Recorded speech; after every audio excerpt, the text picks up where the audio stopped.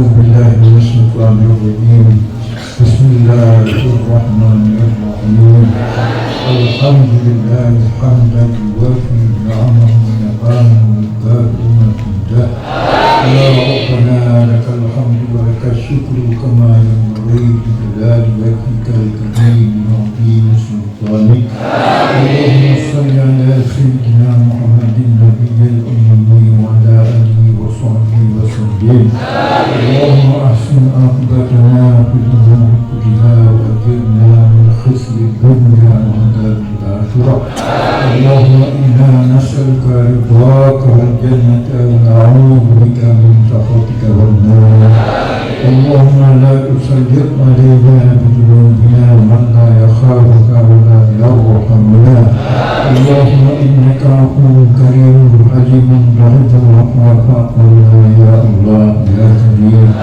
اللهم اجعل خير أيامنا يوم نلقاك وأنت راض عنا، وختم بالصالحات أعمالنا، وتوفنا مسلمين، وارزقنا بالصالحين.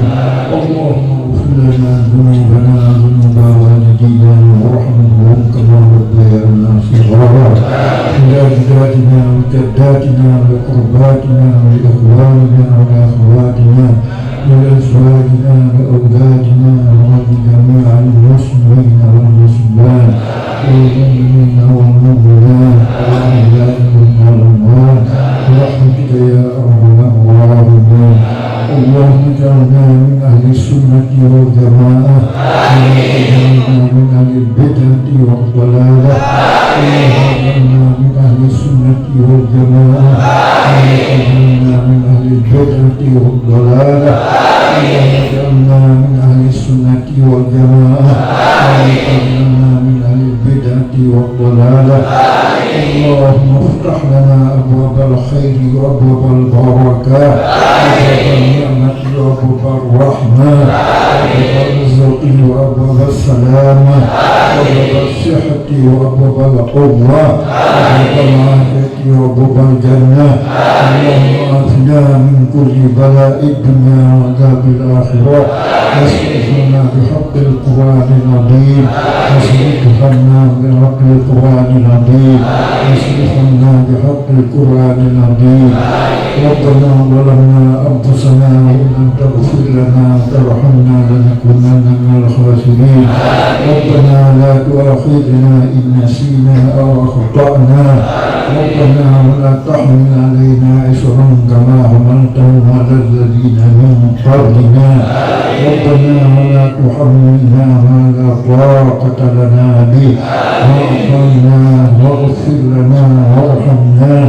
أنت مولانا فانصرنا على القوم الكافرين، فانصرنا على القوم الفاسقين، فانصرنا على القوم المفسدين، فانصرنا على القوم المرتدين، فانصرنا على القوم اليهودين، فانصرنا على القوم النصرانيين، فانصرنا على القوم الكريستيين.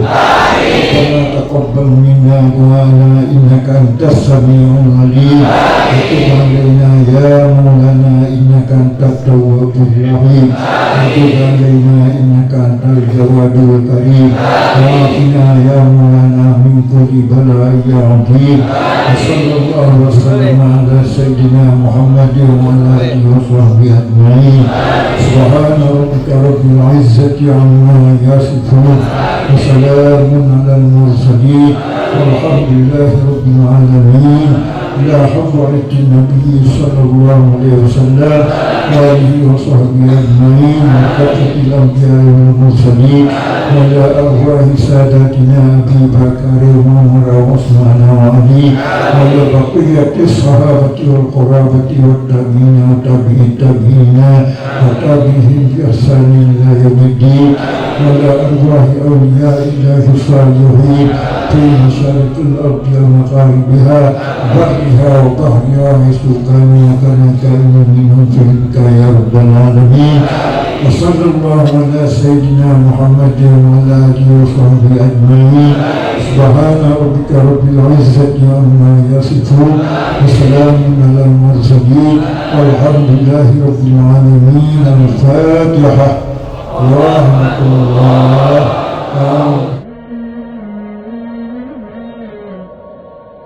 الآن.